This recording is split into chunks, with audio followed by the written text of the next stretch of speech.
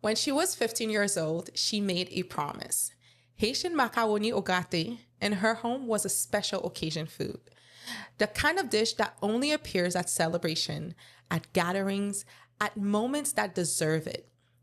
And at 15, she decided that it was wrong. That Haitian excellence should not be rationed. It should be every day. That promise became a restaurant. La Perle opened in Everett, Massachusetts in 2011, 14 years ago, in an industry where only 1 in 3 independent restaurants makes it past 10 years. Let that land for a second. In a market that did not fully know Haitian cuisine yet. Through a casino construction project that wiped out her original location, through a year-long licensing fight to keep music and celebration alive in a building she rebuilt herself. She is still standing. She is just getting started. And if you have ever built something and had it taken from you by circumstances outside of your control and had to decide whether to walk away or to rebuild from the foundation up, this episode is for you. This is Build Your Own Podcast, all things business.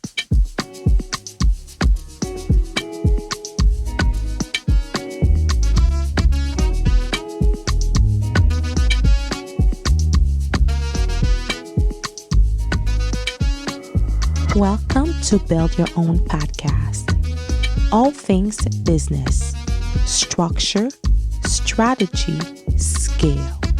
I'm Tricia. I help entrepreneurs build structurally sound businesses designed to last. Through expert insight and real conversation, we bring you clarity, strategy, and system for growth. Let's build. Today, I have the honor of introducing a woman whose journey is not only inspiring, but deeply intentional. She is a builder, a caretaker, and a cultural ambassador who has proven that it is possible to serve your community in more ways than one. She is a nurse practitioner by profession and a restaurateur by calling. The founder of the La Perle restaurant and lounge in Everett, Massachusetts, now in its 14th year.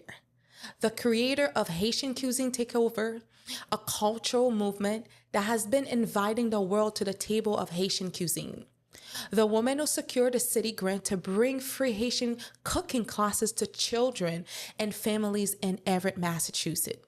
The founder who has hosted cultural events with Northeastern University, you name it, Harvard and MIT. And the visionary who is now taking La Perle on the road to new cities. She built a childhood promise into a cultural landmark. And the foundation she built is what kept it standing when everything around it tried to take it down. This is what it looks like when purpose meets discipline and culture meets structure. Valery Joseph, welcome to Build Your Own Podcast. Thank you so much, Tricia, for having me. I am honored to be here. I am so glad that you're here on the table today. Before we go anywhere else, I want to ask you a question that only people that choose to build will understand. You're trained to save lives. And what made you decide to start building from the ground up? Walk me through that decision. Well, I have to say, maybe because since I was 8 years old, I started to cook. But what I'm hearing that it's just very common in Haiti because most kids, we already know how to cook. But when I came here in the country, in the US, when I was 14, it became like a pattern and become a passion. The love for cooking after school, like every day, I was like looking forward to cook the meal for my family, and I would say that manifestation is a big deal. So when I came in when I was 14, I went to a Haitian restaurant and I asked for some macaroni au gratin. For me, it was basic because in Haiti we used to get that all the time in Right. restaurants. And then when I hear that, I heard that said, no, we don't have that only on special occasions. And I was not too happy about that. I said, when I have my own restaurant, I will have macaroni gratine every day. You know, as a kid, you just said that because you're upset. And I have my best friend since we were like 2 years old. She's been saying that, Val, I knew you were gonna open a restaurant. And I said, really? Why you keep saying that? She said, because you've been saying when you have a restaurant, when you have a restaurant. And I did not recall that. She said, every time you cook for a family gathering, you say, oh, when I have my restaurant, I will create that dish or something. And she said, I knew you were gonna do it. So I do not see me opening a restaurant as a restaurant. I build a culture. I love that. Passion, it's for the community. I build presence. And when I see La Perle, I see hope, potential. And I want to change our Haitians when they come in to say, I'm impressed. At this generation right now, we should not feel impressed to come to a Haitian restaurant because we can do better, we know better, and even in Haiti, I know it's a third world country, but when you look at it, it's like there's several parts of Haiti. And for people to keep saying, I'm impressed, I want to change that narrative and make it become a norm. And that's why I'm so happy to see some other restaurants. They were inspired by La Pearl and they make so much effort because I would like to see that change for people to come in and they feel welcome. They know, oh, this is a Haitian restaurant. It's like a normal thing. When you go to an American cuisine or Italian and they feel comfortable, they can bring a date, they can have a networking events, they can feel comfortable to bring their friends to come to a Haitian restaurant. So this is my mission and my goal, and so far I'm very proud of it. I am proud of you for what you have accomplished because I have known of you. I've been to your restaurant when I first moved here, and I believe we moved in 2010. And my friend invited me to the restaurant. She said, there's a new Haitian restaurant that is in town that let's go check it out, you know? And one thing from the beginning that really stuck out to me is the culture of that restaurant that you wanted. There was always some activity, some form of events that was happening. And I could tell that was cultural and that was intentional to bring people together because she would ask me to go with her to go get pâté cordé, you know? And then I would come in and I see it's so lively and I'm not someone that goes out all the time. And I remember that. It just left an impression. It's been years since I left that area, but I always remember the experience from that restaurant. So one thing I would like to ask you, and based on your response, you said that you want to stop the narrative of someone coming into a Haitian restaurant that looks like the standard American restaurant and being surprised. What did that look for you setting that standard up? Walk me through this. As a Haitian restaurateur that is trying to bring out excellence. Well, I have to say that I build a system. I am not the system. I love this. Building a system and having a straight goal, the mission, you align that mission. And no matter what happens, you know you will go through it and you will be victorious. If you don't have a background, a structure, mind you, I didn't have a restaurant background, but I knew how our people, our Haitian people can think. Dealing with our Haitian people, you find different levels of education and you have to know how to deal with everyone. So with that system come with strategy, community, culture, because at the end of the day, without culture, we have no say to anything. We have no identity. So I make sure that when we open the restaurant, having all the fundamentals, the business in place, and opening the restaurant is one thing. But if I did not have that system where when something happened, there's an obstacle, I can be shaken, but I know that it will not break me.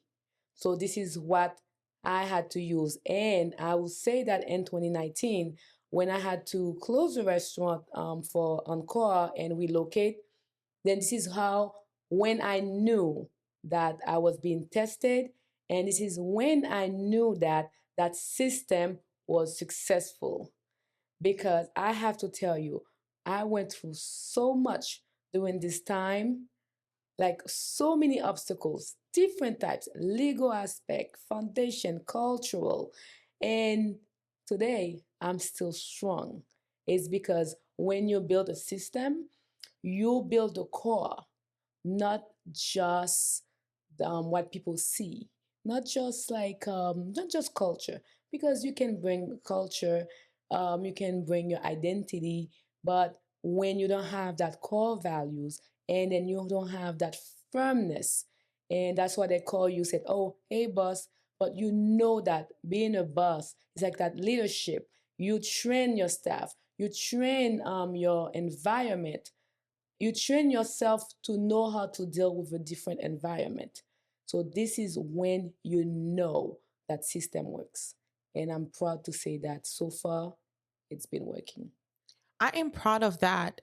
This is right up Build Your Own alley, because what Build Your Own does, we lay the foundational work for businesses. So we look at those different avenues through legal, through financial, because what people don't understand is that you're not only building a hobby, you're actually building a business. And you mentioned the closing of Encore, and that happened to you in 2019. You've had to rebuild. So, what does that fight teach every founder about the legal foundation of a business actually does for you when it comes to building? Well, I have to say that when you've been to a location for so many years, you feel comfortable. You never thought that you'll be relocating when you had a good tenant that you can renew your lease. So, but what helped me is that I had challenges. I didn't see it coming. But when you feel too comfortable, that's when you say that something's not working. So those challenges were meant to be, because they pushed me to do something greater. Like you said, you've been to the old La Perle, and when you go to the new one, you see a different vision, like a different location, environment, even though it was still in Everett City. So it's just to tell you, from couple blocks, it makes a big difference. Imagine if it was to another country or another state. But just to test that, it made a big difference. And when we had to relocate, it's like a checkbox. Okay, you already know the legal aspect. You go to the city hall. You have to get your permits and all that. But what you didn't know is just the environment would give you a reality check. And talk to me a little bit more about that. Like I said, I've been in Everett for 14 years. Two different addresses. And those two different addresses is like two different lives. Wow. I've been seeing the same employees, the same staff at City Hall. And I would say that we had a good relationship. Just changing the location changed that relationship. Not because I chose to. It's because when you're elevating, when you are making progress, people see you differently. And they did not see that coming as a Haitian restaurant. I realized that the way they saw us, even all my progress, or even all my efforts, they still saw Haitian cuisine as just a little Haitian restaurant. But when I moved to that location, I transformed that Asian restaurant to a Haitian restaurant, a modern Haitian restaurant. Right. That's when they all felt like I did not belong there. Everybody felt like this had to be an Italian restaurant. and I have my own people. That what make me, I don't want to say upset, but disappointing when you are so proud to see that you have this Haitian restaurant. You are proud, you are impressed, and you praise, oh my God, I'm so happy I can bring anybody. And you're that same person saying that, Val, did you know if you hire a Caucasian person or Spanish manager, you put that in front and you stay in the back, do you know that you can bring more business? So it's to tell you that it doesn't come too far from the way that the American people see us. Because coming from a Haitian person advising me, when they come in under mine, it's to help me. Like, oh, they come in like on just on a Monday, there's no customers, and they're like, oh, you know what? Oh, you have so much potential. Why don't you hire someone like an American manager, and they can take care of it, so you don't have to come in front. And it upsets me just because I said the whole point about this is to bring your value as a Haitian person. We want to make sure we tell anyone, any other culture that Haitian cuisine is not just for food, but we also representing. So for Right. you to say that you would like for me to hire someone and don't bring myself, my identity, and don't be like, basically you're telling me that don't be too proud to say I'm Haitian. That's when it's upsetting.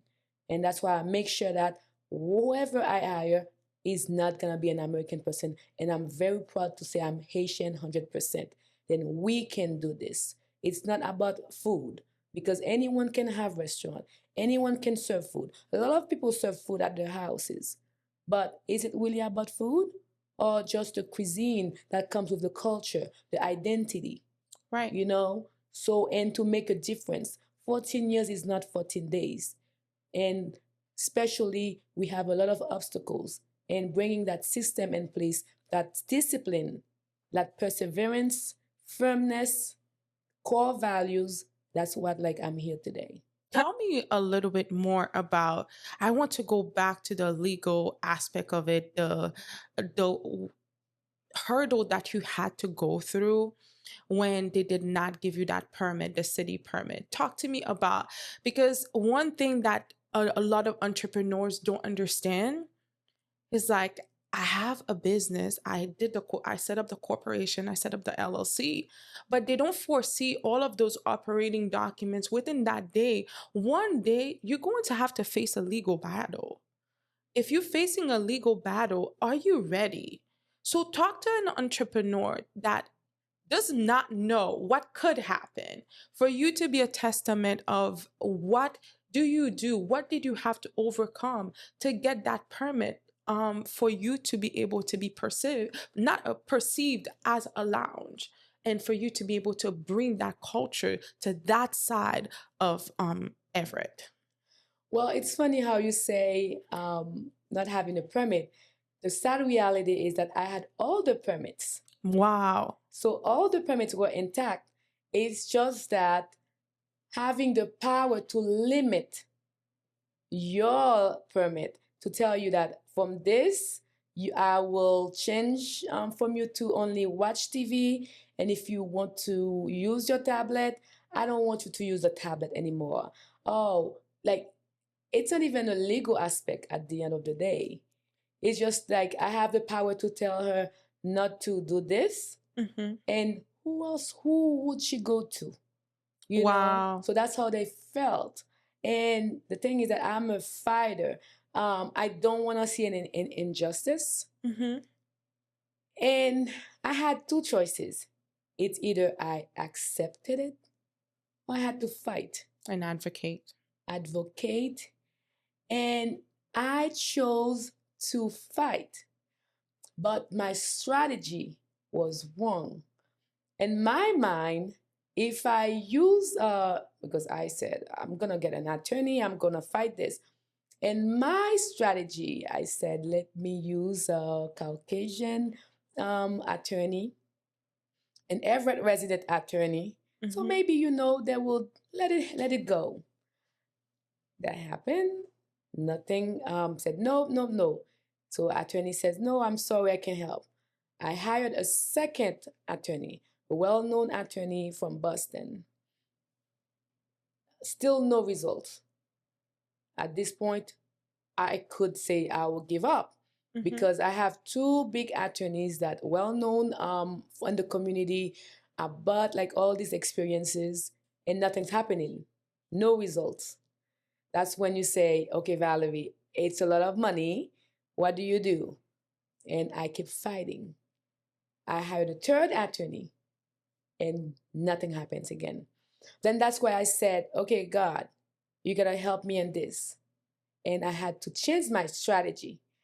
And when you call it strategy, I say, when you see Ariana and Chef Lynn, I don't know, you know about that story? Yes, I do. About how when your community, even though we don't talk to each other, but when you know that somebody's gonna attack Valerie, like not even like a Haitian person, but if you know that American person is gonna attack Valerie, you're gonna put all the differences aside and say that, oh no, you're not gonna come after Valerie because she's Haitian.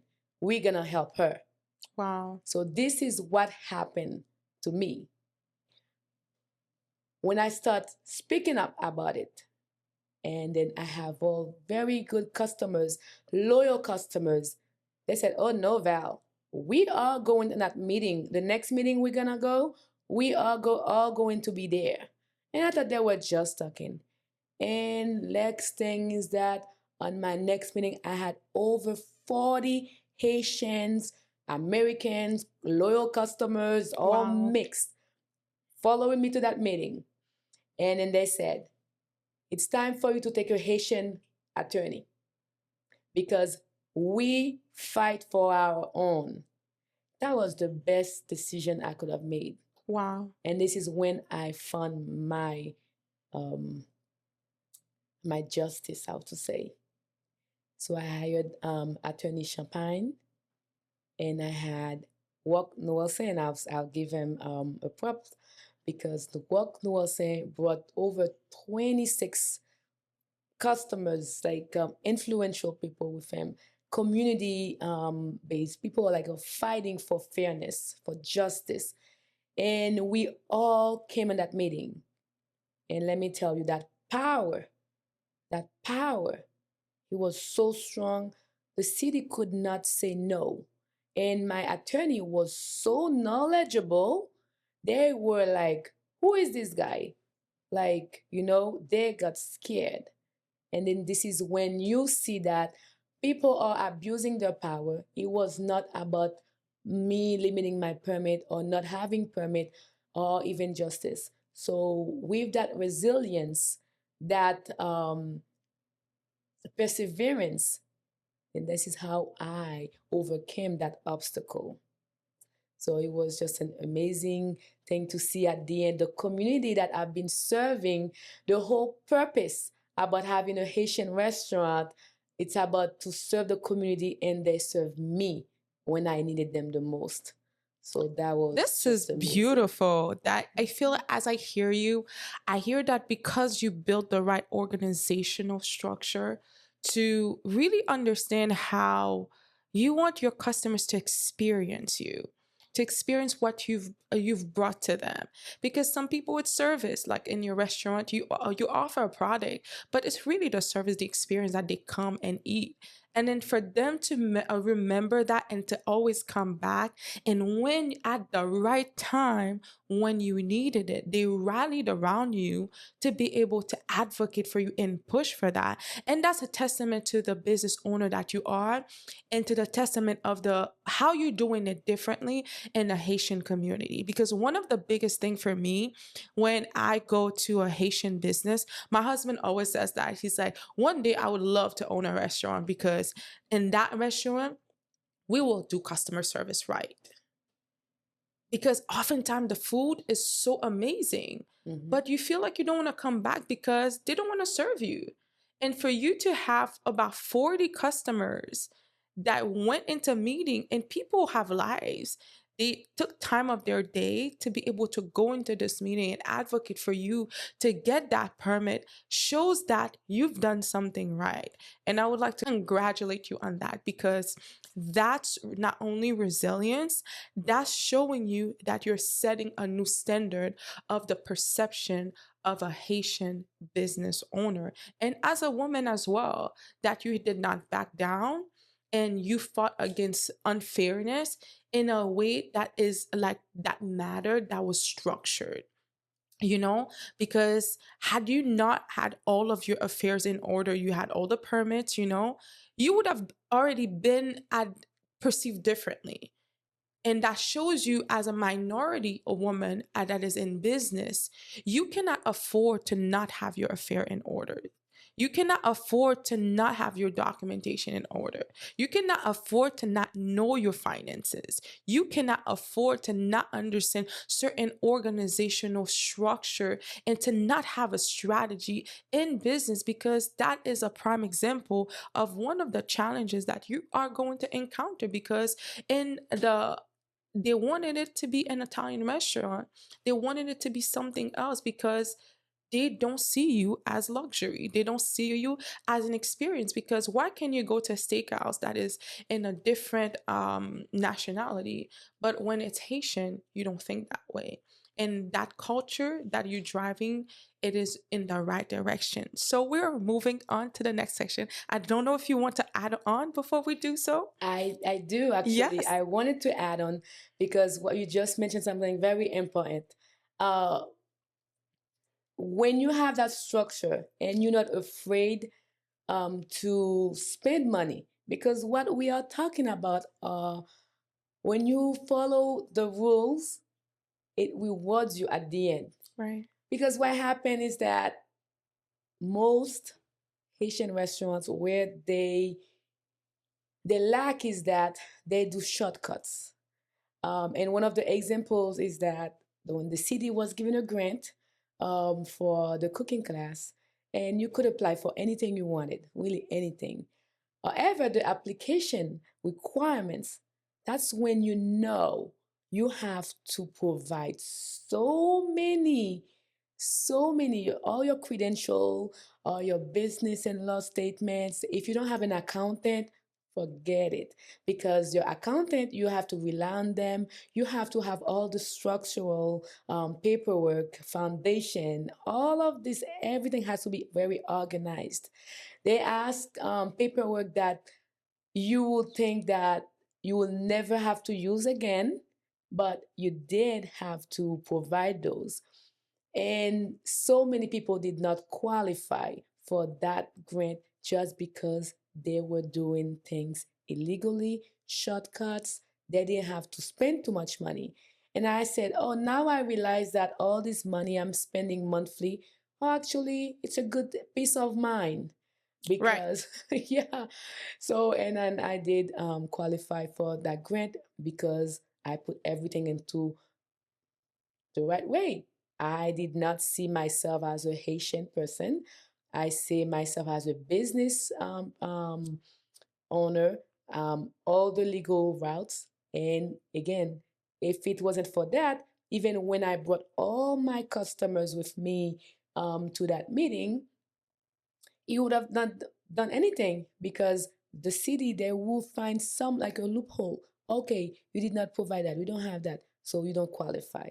That's when I had to tell you that I had the permits. I Mhm. was qualified for all these years. They were transferred to that new location. And then yet they felt like just because when I opened that restaurant, when I redesigned that location, I make sure that I designed it to be a lounge. I had all the lighting in place, all the movers. The DJ only has to bring a laptop or a controller, or whatever they call it, because everything is just built in that place, just so I could continue with the same mission I have, bring up the vibe at La Pearl. It's an experience, and they knew with that, no vibe, no people always think that this is what defined La Pearl, defined the business. And that was a great example to show you, in 1 year and a half, I would say, I had no entertainment, but La Perle still stays strong, and customers still had the vibe. I still brought the atmosphere. So the reason is that the result is not about the music is loud. It's not about the DJ. It's about how you structure that. And I make sure that I could shift that. Oh, I don't have entertainment. I can bring it in other ways. You do networking events. You don't need big loud music to bring those entertainment music. Oh, you have this type of activities. You don't need music for that, and you still keep it the same. Keep it trending. So That's good strategy, yeah. because now that you have everything in place, you know that you can pivot. Because when you don't have all your affairs in order, you can't really pivot, because you have to go back and feel like there's a crack in the foundation. I have to look, okay, I have to fix this, fix that. But now you know, okay, you've hired the right help. And in a previous episode, I was talking to someone, and it says that it's going to cost you money. You have to hire in the areas that you are not an expert at, because you are not serving your business by fulfilling all the roles, which I understand as you start. But from the get-go, you have to put in your mind that you have to hire. And seeing you doing that, because you talked about an accountant, you talk about having those different people in place, your attorney. So then when you needed that team, they step up for you. When you needed it for the grant, they stepped up for you, because you have that in place. So you can focus on bringing in the experience and strategizing. Because one thing I do see with you is that you have strategy. I recognize strategy when I see one, because you innovate. You don't keep it the same thing. You said, no problem. There's no entertainment. I cannot entertain. Now I'm going to do networking events. And if I don't do networking events, I can bring in the experience and do cooking classes. And now I never heard of that for children. Even my son, he loves to cook. He wants to learn. And now I know I can bring him somewhere that is curated just for children. And they have that for adult. And that's not something that was available that you would think about a Haitian restaurant. And that's when it bring in. And I do see that you do so many other different things that we'll talk a little bit later on. So because that's testament of when strategy now meets the structure, you can take off with your business.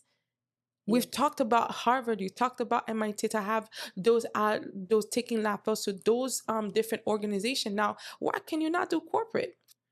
Other restaurants do corporate events all the time. I do corporate events, but we have that platform Easy Cater. So we mostly deliver to Easy Cater. So that's more like for corporate offices. If you go online right now and you look around my area for an Easy Cater, La Perle comes up as a Caribbean restaurant. I believe that La Perle is the only one that comes up as a Haitian restaurant, a Caribbean restaurant to be more specific. So we cater to a lot of corporate offices. Amazon, that's one of my biggest company. So they always give me business at least once a month for like 300 or 500 customers, like per plate. So that's a good strategy too, because you have to use that platform. You have to have a nice structure. You have to provide paperwork, because when the corporate offices, like, they feel comfortable to just order from that platform, they know it's guaranteed. They could just call me, but then they use Easy Cater. And I always advise them, why don't you do Easy Cater? And I get the order from them. Because I could take the order myself, but I want you to feel at ease. Because delivering to a corporate office, it's not just because there's a lot of legal standard to it too. If something happens, and it's just like he goes to a platform that can cover me. And I could have said I could have saved from the fees, because they charge. I don't mind that. I'd rather spend that money. I'd rather have someone take care of that, because at the end of the day, I know I do my part. I safely have it done, and then they can safely deliver it. So That's good. you have to delegate when you have the business. I even am here at the restaurant all the time, and you may just see me on my phone and you said, "Oh, she's just relaxing." I am not relaxing. I'm still working, but I don't have to do so much physical work anymore. You delegate the task. The staff, they already know what to do. And as far as customer service, this is not just one goal, but it's so important to me. That's why some people said, "Valerie, you're so tolerant. You just smile, you laugh with everybody. You gotta show you're the boss." But I said, no, this is not the point. I can be laughing with you. Doesn't mean that you don't know that I'm not doing what I'm doing. I want to make sure that you're comfortable. If something's wrong, you can come to me and talk to me, and I will fix that. That's part of the customer service. I want my customers to feel comfortable. And when my staff see that the way I handle a customer, they know that I'm giving them the example, not just training, but that they can see how I handle things and they can learn from it too. So, because one thing I have to say, if I have a server that I realize that's giving bad customer service, I will let you go. Because the whole point That's good. about it is that I want the experience not just from the food, but the customer service. I know sometimes we try and it's not that easy. Um, People have their own moods and then it gets frustrating. Life happens. I understand. But I say all the time to them, being a server, it's like being an actress. You leave all your problems at the door and you smile because the customers need that. So we need that in the Haitian community because that's one Yes. thing I cannot stop hearing. That everybody's saying that Haitian restaurants don't welcome people, and at La Perle we make that difference. Not just being a beautiful place, not just the presentation of the food, but it starts with you. And when I do my interviews with them, I tell them the service isn't only start by just a smile. It starts from the bathroom. We must have a clean bathroom Yes. because it's inviting. We must have a clean table. I don't care if you're too busy. That's part of the customer service. Sometimes it's like so overwhelming. You people just come in, but they need to see that you are making an effort to clean Right. that table. So this is all part of success. That's beautiful. Well, we're going to transition into some facts and say that food and labor each consume approximately 30 cents of every dollar in restaurant sales, leaving a pre-tax profit margin of roughly 5% for the average independent restaurant. That's from the National Restaurant Association. So, running a profitable independent restaurant on a 5% margin for 14 years is not an accident. And I hear you hum because I think like you feel we see where it's going. What does your financial discipline actually looks like in practice as a restaurant owner who is generating revenue? Talk to someone that has never built something about that foundational discipline. Well, I have to say, business is not for the weak. No, it's not. Opening a business in the US is not for the weak. Opening a Haitian business is not for the weak. Opening a Haitian restaurant is definitely not for the weak. Because let me tell you, if you look at all the legal aspects, like you said, all of the business aspect, the way you should price your menu and all that, especially the venue, La Pearl, the light bills, all these beautiful lights I have. It doesn't cost a cent. Right. So even though all my customers, they know that they talk about it, however, the pressure is on. It's all about how to deal with that pressure.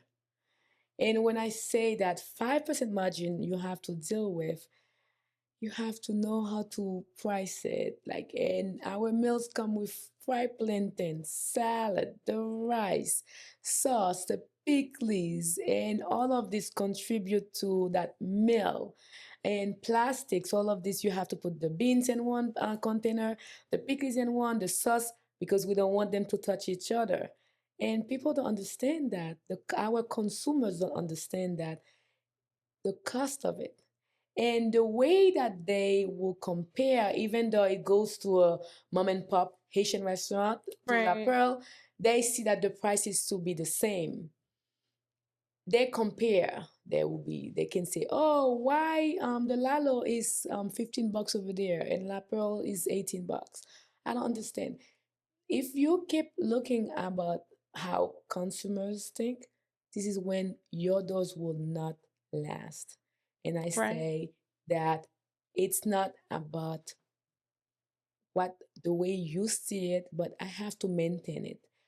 And working in that 5% margin, it's very tough because you don't look at your account on a month, you don't have that luxury. You have to check it on a weekly basis. You have to check your margin, your targets. Did I achieve it? So you have to ask all these questions. You have to talk to have a relationship with your accountant. You know, um, prices like right now, all the Mhm. tariffs went up. And perfect example is that you can buy the American restaurant, they can still keep the same price for the French fries Mhm. because it's local grown and all that. But I had to increase my Accra because my Malanga wasn't grown here. Wow. It's exported.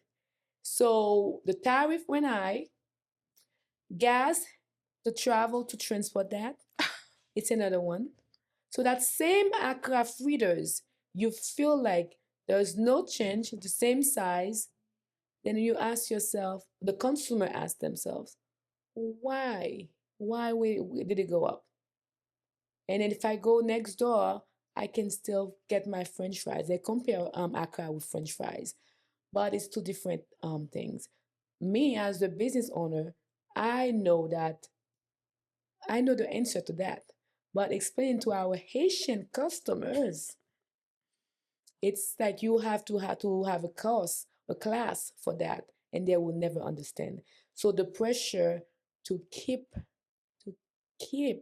that 5% and even to increase it, it's just like it's not easy at all. It's not easy at all. I hear you loud and clear. And you talked about you need to understand what you have a relationship with your accountant to understand. So, did you always have your accountant do that, or did you start doing that? So, for someone that is just starting to start a restaurant, what does that look like for them?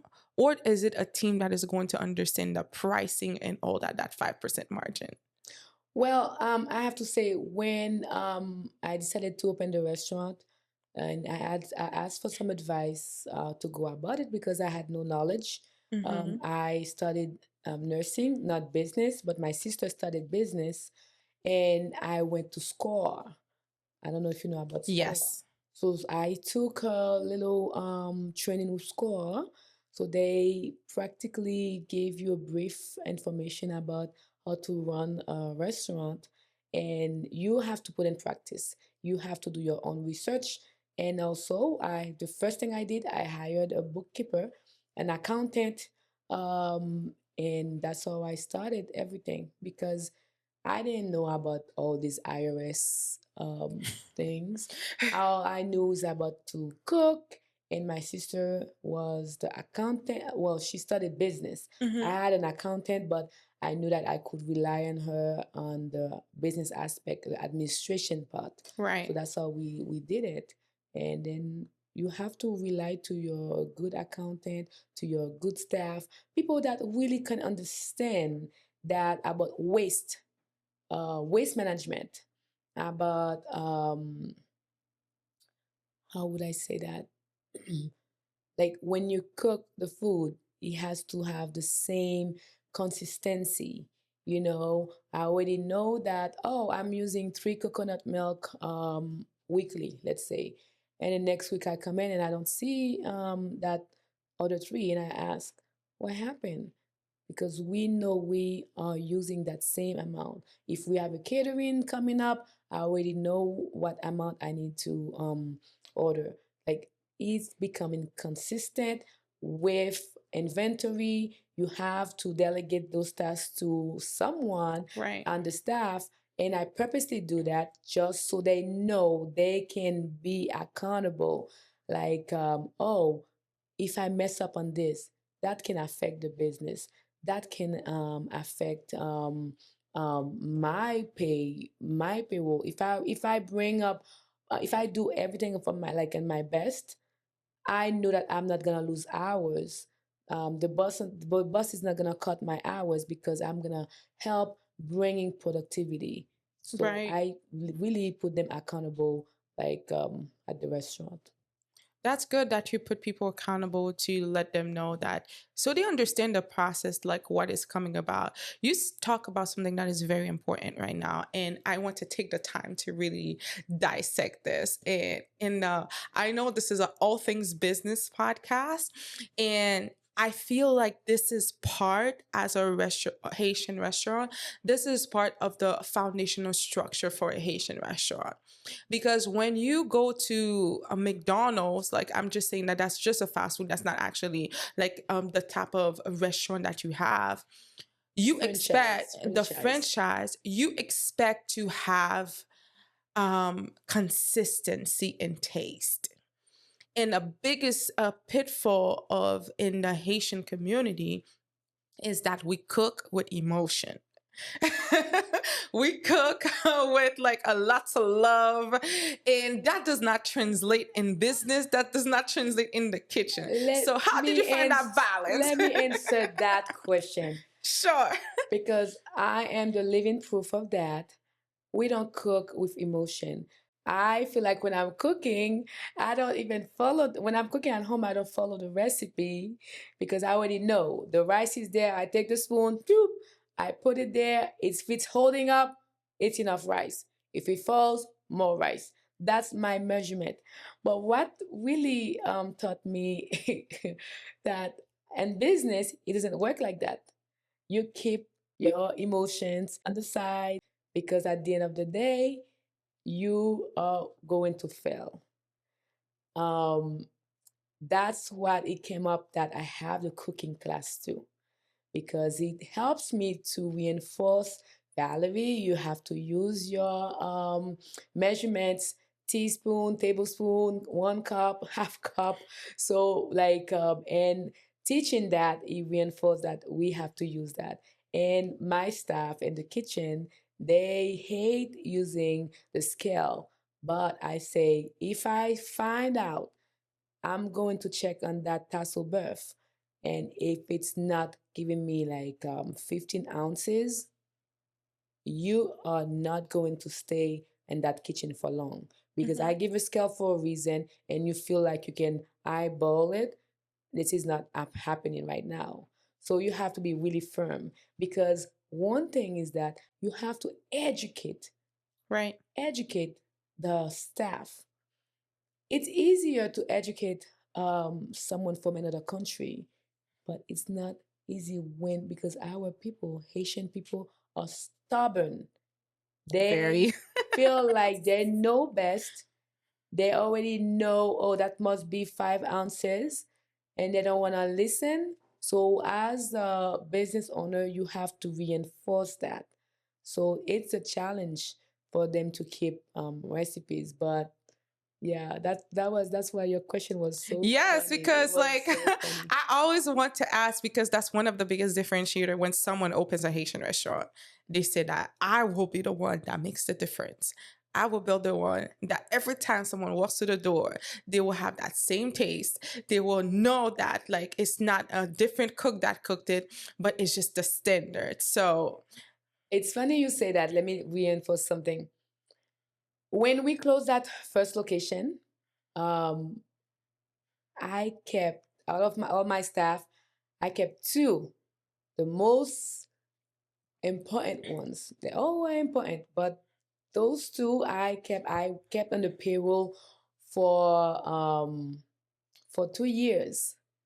The restaurant was closed, but Wow. I kept those two employees on payroll for 2 years. So when I open the new location, I can still have that same consistency. I don't have to retrain them, and they can train the new staff with me, Mm-hmm. to keep that consistency. And even though I did that, because one of them was the chef, the cook, if you want to say, and some of my customers will say, I don't know, Val. I feel like the food was different at the other location. And then I said, interesting, because it's the same person. It's like mentally, the fact Mentally. that it's a different location, it's a Mm-hmm. different staff, different food, different flavors, but it's the same flavor. And then I know how my people think. And then that's one of the reasons that I kept the same people, because I know I trained them the way I want it. Mm-hmm. But then having somebody that we can reinforce that same flavor, um, was that make a difference. And it's funny. That's good. That's good. Well, I have some more data on food since we're on that topic. So, food inflation is the primary challenge for 52% of restaurant operators. So, labor costs follow for 83%. Managing both simultaneously requires organizational clarity that most independent owners never built. And you are managing food inflation, and like you said, labor costs, cultural mission, weekly programming. You talk about catering, corporate events, and growing operation all at the same time. How do you lead a team through that kind of pressure without the business resting entirely on your shoulders? And I know you elaborated a little bit more throughout our conversation on it. And what does it look like to build a culture inside of restaurant that really reflects who you are, not just only who you serve? Well, I don't let everything fall into my shoulder, because if something were to happen to me, then how would La Pearl proceed? Remember, I travel um, to other states, or I travel to other cities. I do many activities. So, but what happened to La Pearl then? Right? La Pearl still stands, because you have to build that foundation, that system, like I said before, Mm-hmm. making sure that everybody knows their role and they follow that role, and they feel proud to fill that role. Because when you start micromanaging, this is when you know you're not doing something right. So all I have to do is just I get reports, I can check on them, and with inflation, you have training with them. You To make it easier, if there's a news on YouTube, people love YouTube, they love TikTok. So if there's some of this news so they can understand it better, I will send it to the group, because I have a group for servers, I have a group for the kitchen staff, and I have an overall group. So everybody, like, if I have to delegate to the front, they already know it. The message goes, and in the back. So either way, so I have to make sure you keep very consistent with the staff, so everybody knows what to do. And you try not to have an employee today and then to the next day another one. We try to build like a teamwork. They feel comfortable. You build a staff, a team, so they know, not only they know what they're doing, but they feel comfortable and confident about what they're doing. They think like, oh, how would the boss think? How would Valerie? What would I do Mm-hmm. if I were here? Because sometimes they have to face obstacles themselves, and if I may not be reachable, and how would they? And they communicate among themselves. They know about the senior. They are aware about the seniority at the kitchen, and they would go back and ask for advice. That's So good. I feel like you have done a great job to be able to navigate this and you're here, you're doing other things. So you're not, you also have your profession, which allows you, it's because you have set the right systems to be able to do that. So I want to bring up another fact. The US ethnic food market is expected to grow from 33.7 billion in 2025, which has in to 68.9 billion by 2035. So at 7%, driven by consumer demand for authentic cultural experience. Haitian cuisine take over the cooking classes for children and families, the event with Northeastern, MIT, and Harvard, Restaurant Week. These are not just marketing. These, like I said, you were strategists for building an audience that did not fully exist yet for Haitian cuisine in Massachusetts, and for making La Perle the institution that leads the market. You're also planning La Perle on the road, and potentially, I don't know if you potentially franchising, I don't know, but you can answer to that. What must be true operationally before someone is able to scale like you did? I would say that the answer is really to have a goal, because the goal is to elevate the cuisine, Mm-hmm. to make awareness about Haitian cuisine. Because you may not know that, but me, I experience that all the time. The facial expression when someone for the first time try Haitian food, it's just breathtaking. Really? Yes. Wow. Um, because there are different reasons behind them. The expectation from these people are so low. They always take Haitian food is supposed to be spicy. When you hear about Caribbean food, you think it's about spicy, fried food only.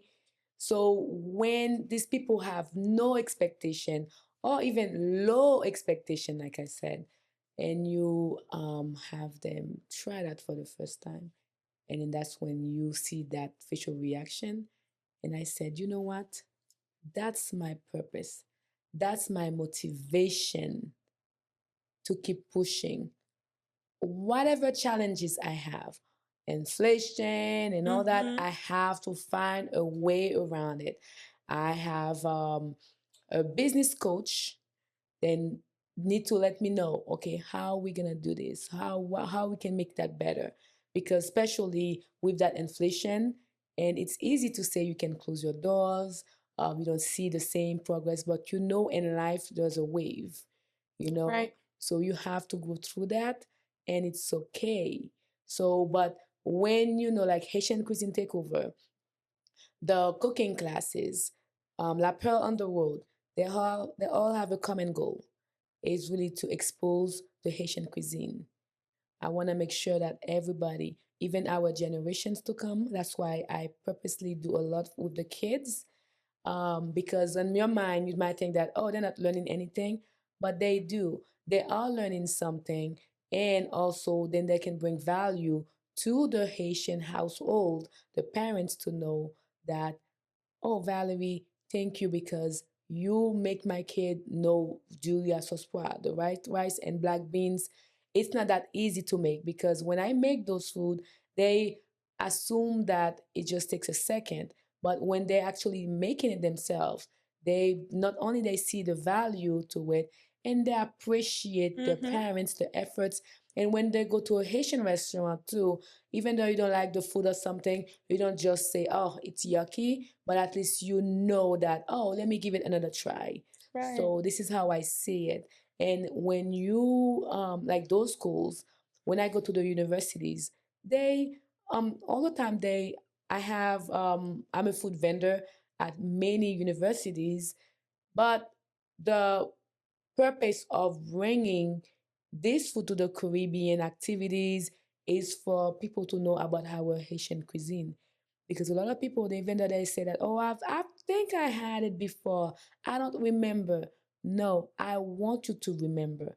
My purpose is for you to remember you had that Haitian food because it's amazing. I And love you're this. gonna bring other people to try that amazing food the same way when you have your nights. Oh, not when you say that, oh, we're gonna have a movie night at home. What do you Hmm. guys want? Do you want Mexican food or Chinese food or Italian? I want you to say Haitian food Haitian food. as well, you know? And in order for that to happen, you have to put it out there. Not only once, but many times they have to try it, and we have to make all the efforts so people feel like, oh, you are part of that selection. That's my goal. Well, you are accomplishing that, and we hope to continue to hear about La Perle that is a trailblazer in the Haitian community for the business. So, Thank we you. want to give you something actionable before I ask the final question. I want to give every founder listening something that they can take with them. Everything Valerie just walked us through, the legal structure that of her fight through her cultural identity, the financial discipline it takes to really keep a restaurant alive on a 5% margin, through a forced closure to rebuild, the operational system that held the standard through one of the highest turnover industries in the world, the organizational culture that she talks about that carried her mission into every plate, the strategic move that built a market before it was ready. This is all five pillars built by one woman from a childhood promise in Everett, Massachusetts. If you're a food founder, a restaurateur, a caterer, you know that your operation only works because you're there personally. Here's one thing I want you to do this week. Write down three things you do in your operation every week that someone else could do. And if you had a documented process, not a hire, not a system yet, just write them down. The documentation comes before the delegation. Like she said, the delegation is what eventually allows you and your business to survive the week you cannot show up. Three things. Write them down, and that is just your thing that is going to be. And my last question to you: for 14 years in a Haitian cuisine in Massachusetts, a childhood promise of forced closure, and we talk about so many things, and the city grant that has opened so many doors, so many strategies. Um, Talk to me about a founder who is building from the long game, about what has to come first, because you have been in the game for 14 years in a restaurant. What does have to come first? Because we want them to go back to the basics and to make sure that they have those one thing that you talked about so they can make sure that they set them up themselves properly. One word: discipline. That's it. Discipline. And then everything follows. Because if you're not disciplined, you can have a dream, you can fail, you can have all the backgrounds like educational backgrounds, but if you are not disciplined, Mm, mm, organized, mm. focused, driven, then there's no, you won't be able to last in this business. And you must have also love for it too, because you'll be tested a lot to feel like, oh, you know what, I could just go ahead and get a full-time job on my 9 to 5 and my nursing job. But then, Valerie, is that what you really want? Is that your passion? What's the goal here? Is it just to earn money, or you have a purpose in life? And I feel like as a servant of God, your purpose is to serve. I know I serve my patients, but I really want to serve that community. that community where even though they don't see my value now, but even though they want to acknowledge, they know the value. They do. They don't want to acknowledge because maybe I'm just a woman or I can they however they want to see it. But I know serving that community is needed. Somebody has to do all this extra effort because it's not all about money.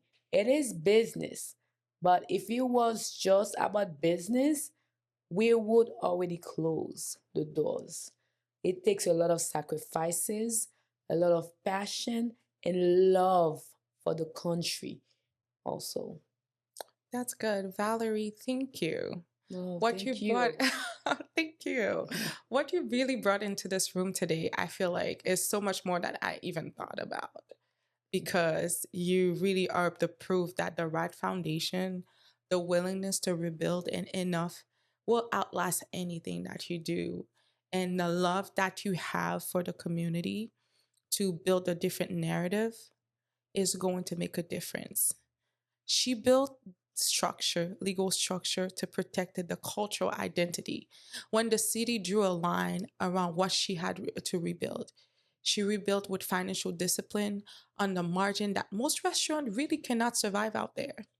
She built operational systems. Oftentimes, she talked about throughout this interview that held the standard through a forced closure and a complete rebuild. She built the organizational culture that carries her mission into every event, every cooking class, every plate that leaves her kitchen. And she built, most importantly, a strategic identity that created a market for Haitian cuisine in Massachusetts before that market was fully ready to receive it. So, 5 pillars, 14 years, one childhood promise, and she's still standing. Amen. Thank you for having us. Thank you for having me. I really appreciate this. Hearing from me, from La Pearl, how we bring our vision. Thank That's good. And before we stop, I want to give you the time because not everyone knew, like I know everyone around knows about you. And for the audience that this is the first time that they're going to be encountering you, tell us about how they can stay connected with you and where they can find you and what you have going on in the future, in the foreseeable future right now. Definitely. Again, I'm Valerie Joseph from La Pearl Caribbean Restaurant. We are located at 444 three fours Broadway, Everett, Massachusetts. So, and our phone number is 617-381-8780. And you can definitely reach out to me on Instagram. We are also on TikTok, which is La Pearl Boston. The way it's spelled, La Pearl, Laperle, Boston. And we have our website, lapearlboston.com. Very easy. We're also on Facebook, so you can reach out to myself. I will always answer you. And also, we have the Haitian cooking class, the new series that's starting on May 5th. We have a whole new menu, guys. We love it. And I am the chef. We also have some co chefs because, like, again, I love collaboration, the community, we bring that together. So I hope to see you guys. You can go on Eventbrite to enroll for your classes. We have a Haitian restaurant week that starts on May 9th to May 24th. And on May 8th, we have the kickoff reception party at the restaurant from 6 to 8. So we are all about the cocktail mixers, networking, and our mayor will be there, our consular at large. So it's gonna be all worth it. And again, this month is about financial literacy month. We also have some events about real estate knowledge, about businesses that you can open your own trust funds, all your businesses, assets, how to make sure you preserve that. So at La Pearl, we have experts that come in just for free and you get some free food as well to listen, to learn how to grow your life, your businesses as well. Well, thank you. Until then, we see you next episode. Thank you.